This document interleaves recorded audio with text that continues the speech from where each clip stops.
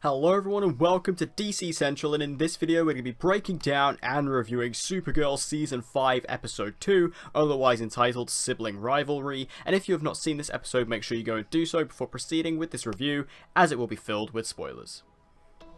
So let's just jump right in and start talking about the main aspects of this episode. I'll start off by talking about what's going on with Lena in this episode. Obviously, in the season premiere, we saw that Lena is kind of going down a more nefarious route this season.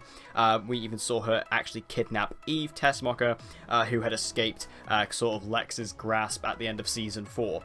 Now, what she is actually doing is she is actually trying to use Eve as a vessel. We saw her in the first episode and also in this episode speaking to some form of artificial intelligence, which she refers to as Hope, and this artificial intelligence is kind of helping her forge her mission against Kara and Supergirl for betraying her and betraying her trust. And basically what she is looking for is, because Hope is kind of designed to be all good and all kind of innocent, she needs a vessel to kind of embrace the more human quality. She needs a human vessel, and that is why she kidnapped Eve, and she's actually molded Hope and Eve into basically one being, so that she can get the, you know, goodness and the intelligence of Hope and combine that with the human emotion of Eve and put it all into one being. Very interesting, actually. I didn't expect them to go this route with Lena. I was expecting them to go a complete technology route, which in some cases, you know, in a way it is. That is what they're doing. But, you know, to bring in Eve, especially because, you know, she was upgraded to a series regular this season, I guess that's what she is doing. It's interesting to see how Leviathan is going to come into this. Obviously, we know Eve was kidnapped by Leviathan and kind of brought into their cult at the age of 16, I believe she said, in this episode. So, obviously, this has got to be how Leviathan comes in some way, but we don't really know what Leviathan is at this point. Like, we kind of get the idea that, obviously, like, it's a cult, it's a group, but beyond that, we don't really know what's going on with it. So, you know, this whole storyline with Lena and Eve and then bringing in Leviathan, it's definitely not going the route I expected, but I'm definitely intrigued nonetheless. Now, I said that based on the premiere, it seemed like CatCo was going to play a pretty big role this season, and I was right, because in this episode we get even more of it. We've had more CatCo in like the last 2 episodes than we've had in the last 2 seasons. Seeing Kara basically still being frustrated, working under, of course, Miss Rojas. For some reason her first name is escaping me. Andrea Rojas, that's her name. So she's still working under Andrea, who's of course her new boss, but she is hating it. She's hating the direction the paper has gone. She doesn't like what's going on with the website and things like that, but she's persisting. She's trying to, you know, fight the good fight. She's trying to do the thing that Kara would do. What's particularly interesting about this CatCo storyline, though, is the character of William Day, who is, of course, the British journalist who we've seen come into this season, played by Stas Nia. Now, William Day, it comes across in the first episode, and also for the majority of this episode, as an incredibly smug, incredibly unlikable jerk of a character. Just like Andrea, who is also just a horrible, horrible character. Now, William Day, you know, he's in this episode, he kind of comes across, you know, as sleazy. He kind of steals a lot of Kara's stories, you know, writes them for himself, has his own bylines and things like that instead of Kara, basically stealing her work and making it a bit more pliable to Andrea's kind of format for the CatCo paper.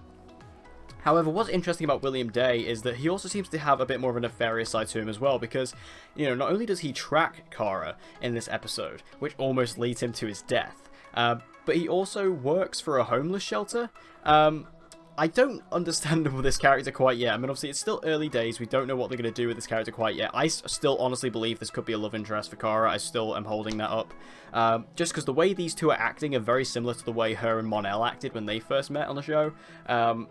But William Day, I'm struggling figuring this guy out, because I don't know what they're trying to do with him. Like, he seems like he's just like this sleazy guy. Then he's like a nefarious guy who's tracking Kara, and then he's working for a homeless shelter. I have no idea what's going on with him. Is he being completely played? I don't know.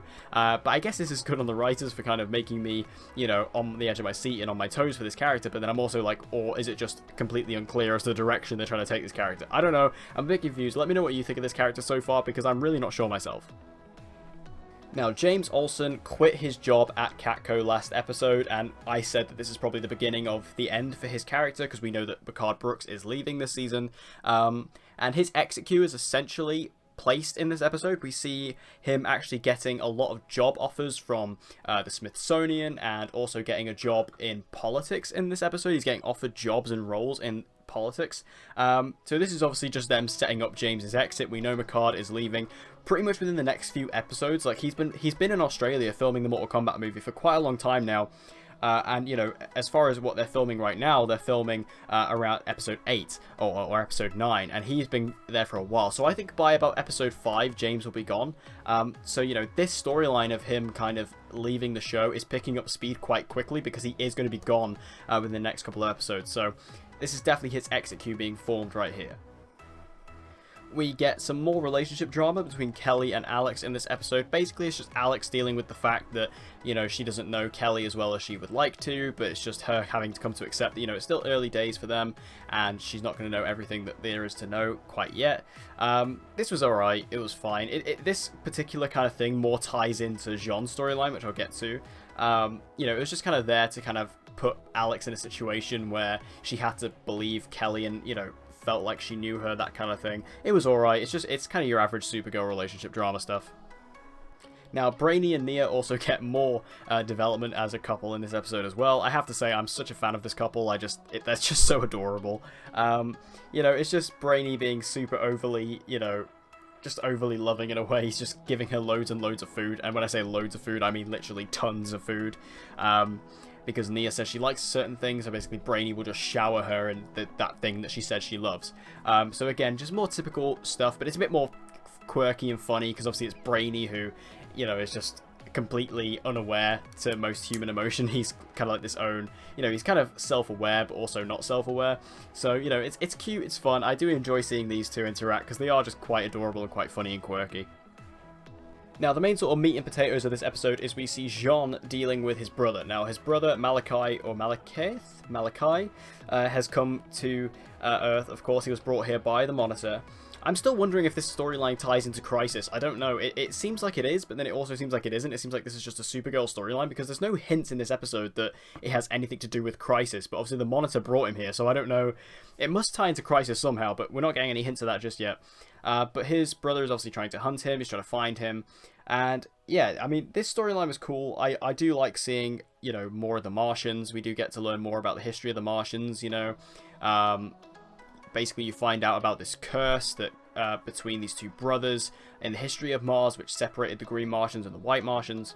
And this curse is actually used by Jean's brother to wipe Jean's memories, to actually make him forget they even had him as a brother. So, kind of interesting. I do like giving Jean an actual storyline, because, you know, I really didn't like what they did with Jean in Season 4 at all. So giving him a storyline here is actually a lot better. I like this storyline a lot more. It's a lot more fitting for his character. You know, this is the Martian Manhunter. Like, we need big storylines for him.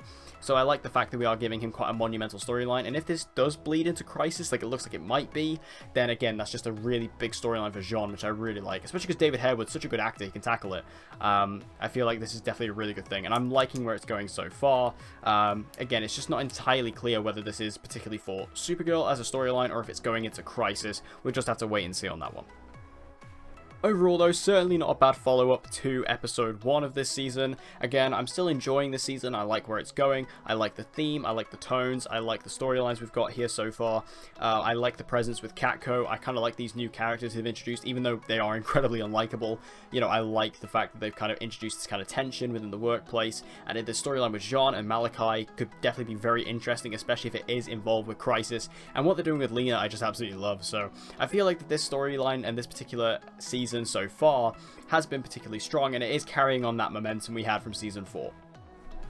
So thank you guys for watching this episode. I hope you enjoyed it. If you did, please give it a like. It'll help me out a lot. And stay tuned for plenty more DC TV content just like this, including my review for The Flash Season 5, or Season 6, Episode 2, and also my review for the Arrow Season 8 premiere, which is going to be a big episode for me, and I'm not going to be surprised if that review is overly long, but who cares, because it's the final season, and we're going to rock it out. But anyway, thank you guys for watching. I hope you enjoyed this video, and I hope to see you guys again next time.